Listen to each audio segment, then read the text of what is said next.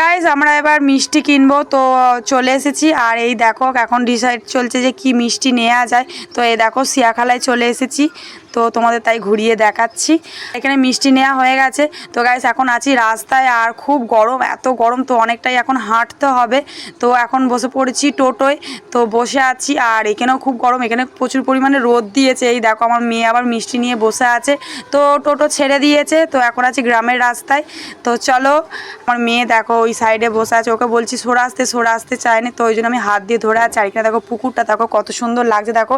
আর এই বাঁধের রাস্তা দিয়ে আমরা স্কুলে যেতাম গাইস। এই দেখো এখন আমাদের পাড়ার রাস্তা দিয়ে হাঁটছি, তো ঘেমে চান করে গেছি। দেখো গাইস সুন্দর সাজিয়েছে দেখো গাইস, সামনেটা মা কালীকে কত সুন্দর লাগছে দেখো।